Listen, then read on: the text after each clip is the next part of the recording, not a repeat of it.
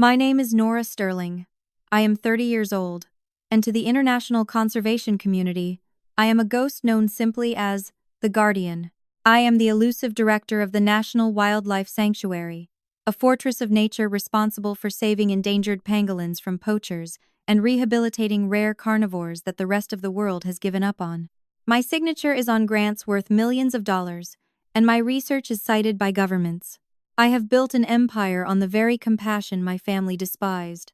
However, to the three people currently standing at the front gates of my sanctuary, banging on the security booth glass and demanding entry, I am none of those things. To my parents and my younger sister, Clara, I am a memory they tried to erase. I am the failure who disappeared 10 years ago to play in the mud because I refused to become a plastic surgeon like them. They believe I am destitute, likely working as a kennel cleaner or a manual laborer, serving the animals they view as filthy accessories. They are not here to visit me.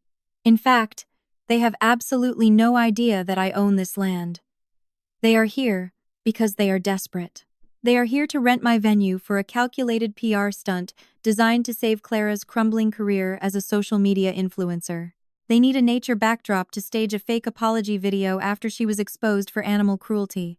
As I watch them from the high-definition security monitors in my executive office, I see my father yelling at my head of security, waving his checkbook as if money can buy obedience here. I see my mother checking her makeup in her phone reflection, and Clara practicing her sad face for the cameras. I take a slow sip of my tea, feeling a cold, calm satisfaction settle in my chest. They think they are walking into a beautiful stage set for their lies. They don't realize they are walking into a courtroom where the evidence has already been gathered. They are looking for a venue, but they have found their reckoning. I am no longer the daughter they discarded. Today, I am the judge, the jury, and the executioner. To understand why I am about to dismantle my family's reputation on a global livestream, you have to understand the philosophy that ruled the Sterling household. My parents weren't just doctors, they were the architects of perfection. As elite plastic surgeons in the city's most exclusive district, they built an empire on the belief that surface-level beauty was the only currency that held real value.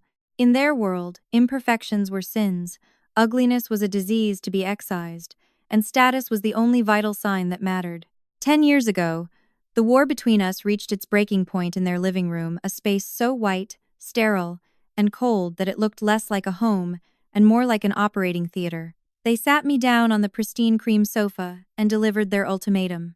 They had mapped out my entire existence: medical school, a prestigious residency and reconstruction, and finally, a partnership in the family business of enhancing beauty. They viewed me not as a daughter, but as a brand extension. When I placed my acceptance letter to the College of Veterinary Medicine on the glass coffee table instead of the medical school application they had prepared, the silence was deafening. My father picked up the paper as if it were contaminated waste. His face, usually composed and charming for his wealthy clients, twisted into a mask of pure, unadulterated disgust. "You want to be a vet?" he spat, his voice shaking with rage. I did not raise a daughter to spend her life covered in filth, treating animals that belong in the gutter. He didn't see the compassion in my choice. He only saw the dirt. He saw a future where I smelled of wet fur instead of expensive antiseptic. That night, he didn't just reject my career path. He rejected my humanity. He grabbed my suitcase and hurled it out onto the driveway. It was pouring rain, a cold, relentless storm that soaked through my clothes in seconds. "If you want to be a doctor for dogs," he shouted over the thunder, slamming the heavy oak door, "then go live like one." Standing there in the dark, shivering and alone, watching the lights of my childhood home turn off one by one, I realized the shattering truth. My parents didn't love me. They never had. They only loved the reflection I provided them. And the moment I refused to be their mirror, I became nothing to them.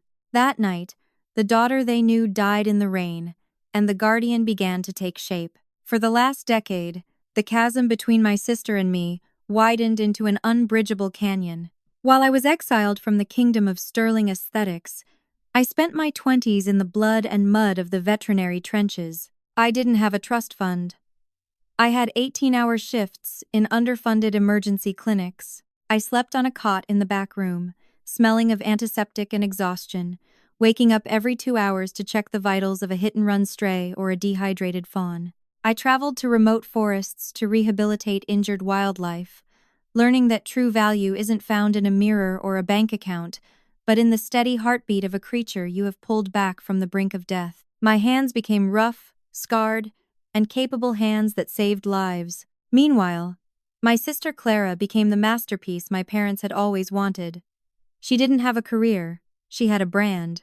She exploded onto social media as the pet princess, building a following of millions by posting curated, filter-heavy photos with designer puppies and exotic kittens. To the public, she was an angel who loved animals. But I knew the truth. It was all a performance, a high-gloss theater production funded entirely by my parents' vanity. Behind the scenes, Clara didn't love these animals. She viewed them as props, no different from a handbag or a pair of shoes. Through the tight-knit network of the veterinary underground, dark rumors began to reach me. I heard stories of a wealthy influencer who would purchase expensive, trendy breeds for a specific photo shoot, only to discard them or return them to breeders when they grew too big, too loud, or simply ceased to be cute. She treated living, breathing beings as disposable accessories for her aesthetic. And the worst part? My parents cheered her on. They liked and shared every post, boasting about her success while funding the lifestyle that allowed her to exploit the voiceless. While I was saving lives in the mud, fighting for every breath, she was exploiting them for likes, turning the sanctity of life into a cheap commodity for internet validation. They thought she was a star. I knew she was a monster in a flower crown. The collapse of Clara's empire didn't happen slowly. It was a sudden, violent crash that began exactly 2 weeks ago. And the tragedy of it all was that it was entirely self-inflicted. It happened during a sponsored live stream for a luxury pet accessory brand. Clara had spent an hour cooing over a terrified poodle puppy, smiling for her 2 million followers. But when she signed off with her signature wave, she made a fatal error. She forgot to cut the feed. The camera kept rolling, broadcasting to a live audience that was still lingering in the chat. The world watched as the animal lover mask dropped instantly. Frustrated that the puppy hadn't sat still during the segment, Clara grabbed the trembling animal by the scruff of its neck. "Get this useless thing out of my sight," she screamed, her face twisted in a snarl that never appeared in her photos. She shoved the dog off the sofa and kicked it aside with her designer heel. The audio picked up the puppy's yelp clearly. The internet exploded. Within minutes, the clip had been screen recorded and shared across every platform. The comments shifted from adoration to vitriol. By the next morning, the hashtag #CancelClara was trending worldwide. The fallout was catastrophic. Major sponsors dropped her contracts overnight.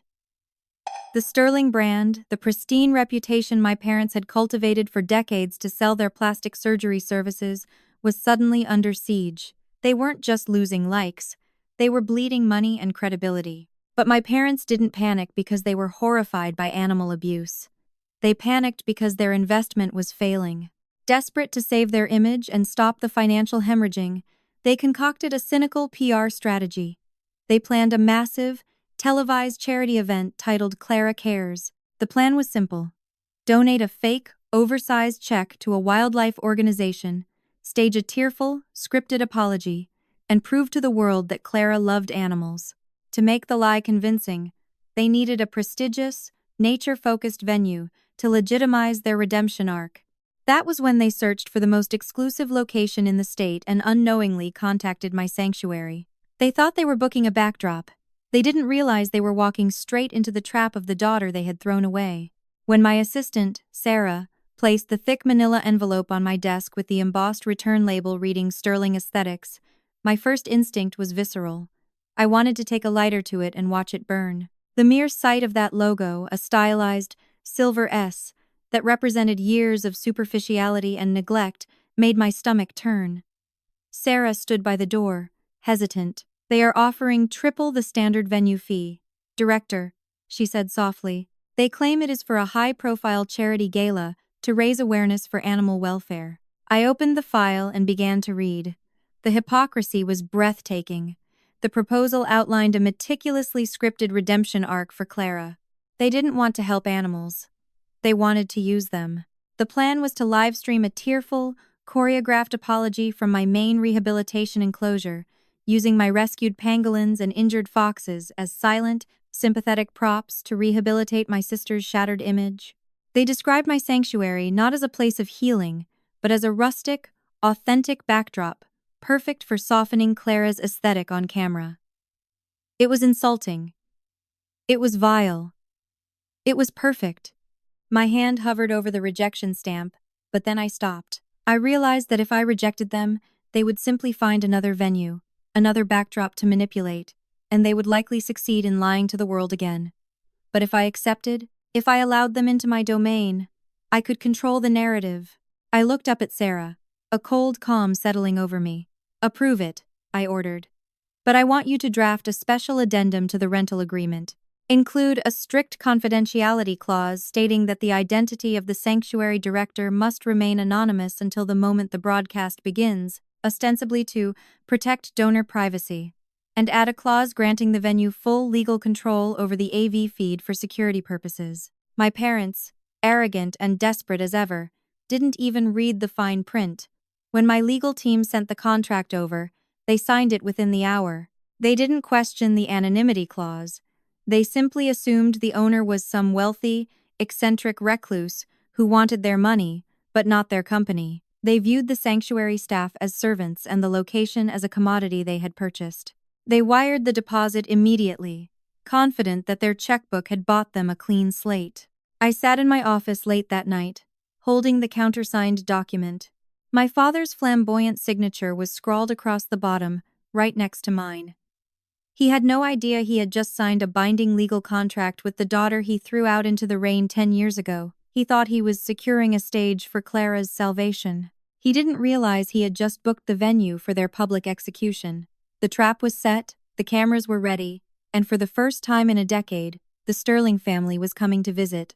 The morning of the event arrived with a gray, humid heaviness that clung to the sanctuary. At 9 a.m. sharp, a sleek, stretch black limousine rolled through the main gates, looking absurdly out of place against the backdrop of dense foliage and gravel paths. I was in the main rehabilitation enclosure, knee-deep in the mud of the pangolin habitat, checking the bandage on a rescued male named Pip. I wasn't wearing a designer suit or a lab coat. I was wearing my standard-issue khaki uniform, stained with earth and sweat, and heavy rubber work boots caked in drying mud. To the untrained eye, I looked like a groundskeeper. To my family, I looked like the furniture. The limo doors opened, and the Sterling family stepped out as if they were gracing a red carpet rather than a wildlife refuge.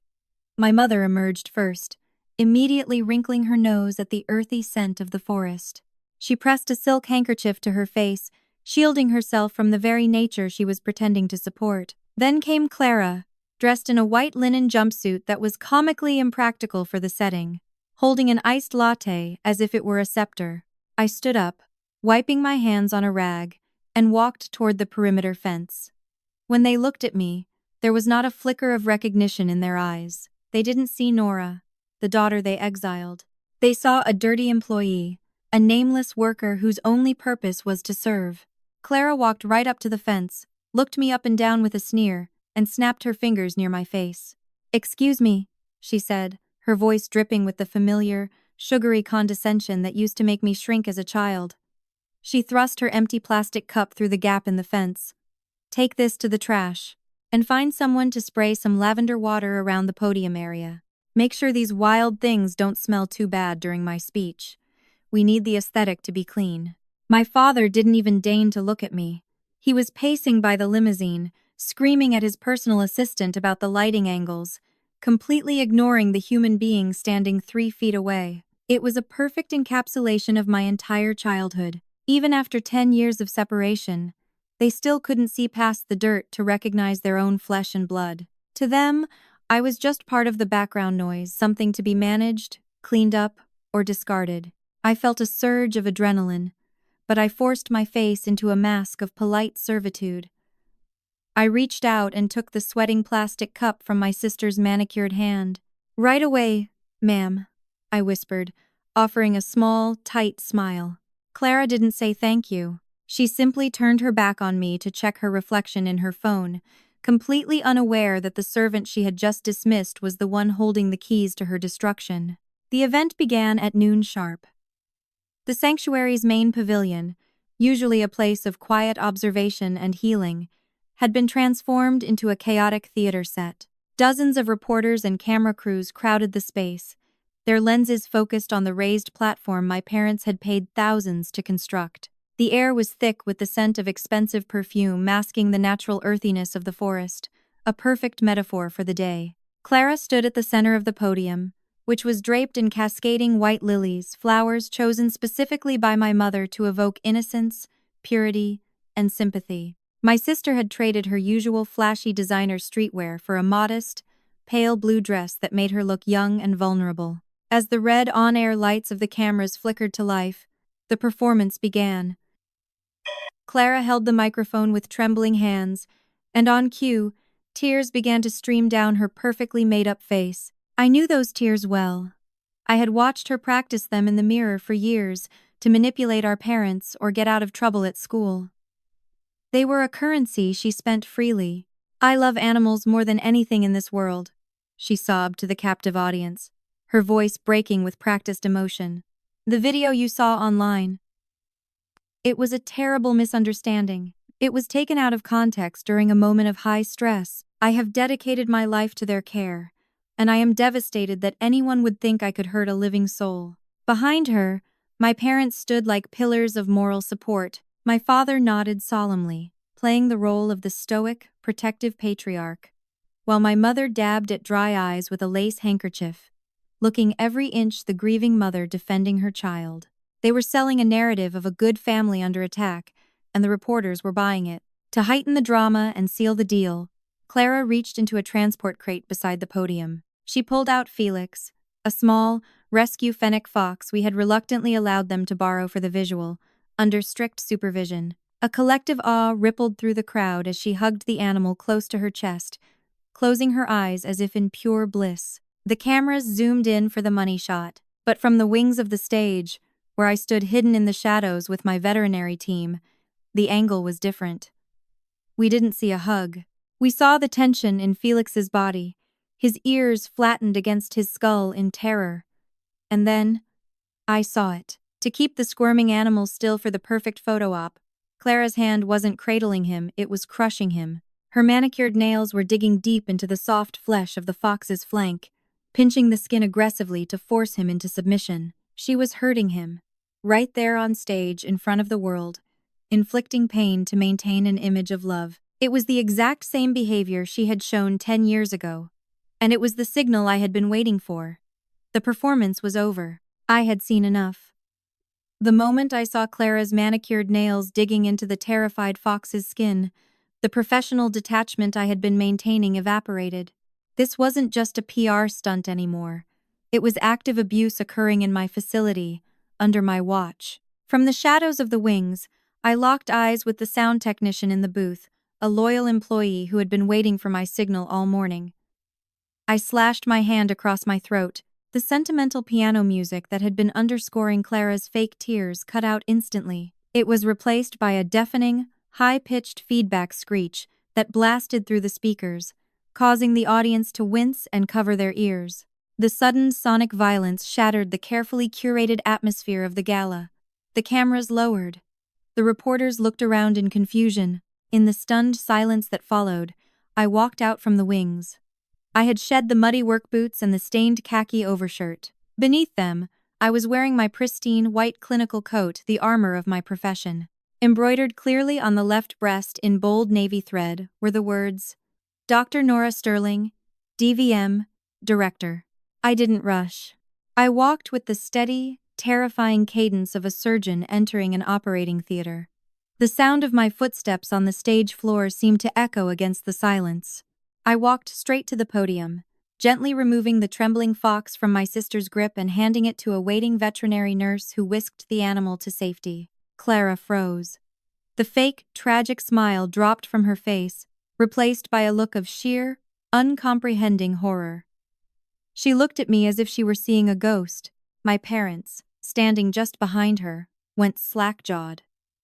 My mother gasped, clutching her pearls. while my father's face cycled rapidly, from confusion to recognition. And finally, to fury. I adjusted the microphone, the feedback settling into a hum. "Thank you for that performance, Clara," I said, my voice booming across the sanctuary, amplified and commanding. It was truly moving. "But I think it is time we stopped acting and started talking about what care actually looks like." The sound of my voice, the voice of the daughter they had silenced for a decade, snapped my father out of his shock. He didn't see the director of a national sanctuary. He saw the rebellious child he had kicked out. He stepped forward, his face turning a dangerous shade of red, completely forgetting the live cameras rolling in front of him. "Nora?" he hissed, abandoning his stoic public persona. He rushed toward the podium, trying to block me from the view of the press. "What the hell are you doing here? You look ridiculous. Get off the stage immediately. You are ruining the shot. We paid good money for this venue." He reached out to grab my arm, to drag me away just as he had done 10 years ago. But this time, I didn't flinch. I didn't shrink. I stood my ground, staring down the man who had terrified me for my entire childhood. "I am not ruining the shot, Dad," I said calmly, leaning into the mic so every reporter, every investor, and every livestream viewer could hear the verdict. "I own the stage. You aren't standing in a rented venue. You are standing in my sanctuary, and you are trespassing." The murmuring in the audience grew into a roar of confusion and excitement. 1,000 smartphones were raised in the air, their camera lenses focused like a firing squad on the stage. The livestream viewer count, displayed on a monitor in the corner, was skyrocketing. I didn't let the momentum drop. I didn't give my parents time to spin a new lie or call security. I had the floor, and I had the truth. "You claim to love animals, Clara," I said, my voice cutting through the noise. "You built an entire career on that claim. But my team and I have done some digging into your history with certain unethical clinics in the city." I pressed a button on the remote in my hand. The massive LED screen behind us, which had been displaying a loop of Clara's charity work, flickered and changed. It didn't show photos of cute puppies anymore. It flashed a series of high-resolution scanned documents. They were medical records, redacted to protect the vets who leaked them to me, but clear enough to damn her. "This," I said, pointing to a document dated 2 years ago, "is a request form from a private clinic uptown. It is a request for what we in the industry call convenience euthanasia." The crowd went silent. The term hung in the air, cold and clinical. "For those who don't know," I explained, looking directly at the camera, "euthanasia is a mercy reserved for animals in terminal pain. But this is a request to put down a healthy, 2-year-old golden retriever." I zoomed in on the notes section of the document, and the reason cited by the owner? "He sheds too much and doesn't match the new cream upholstery in the apartment." A collective gasp of horror swept through the sanctuary. It was a physical sound, a wave of revulsion. Clara's face went white. She stepped back, shaking her head, mouthing the word "no." But the evidence was looming over her, 10 feet tall. And here, I clicked to the next slide. An X-ray appeared, showing the delicate ribcage of a small cat. A jagged, dark line ran through 2 of the ribs. "This is the injury report for Luna, the Scottish fold you featured on your Instagram 3 years ago. You told your followers she ran away." I pointed to the fracture. "The medical report states the injury was consistent with blunt force trauma, specifically, a kick." I turned to face my sister.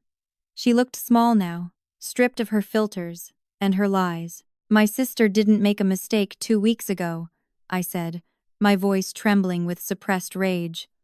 "This is a pattern.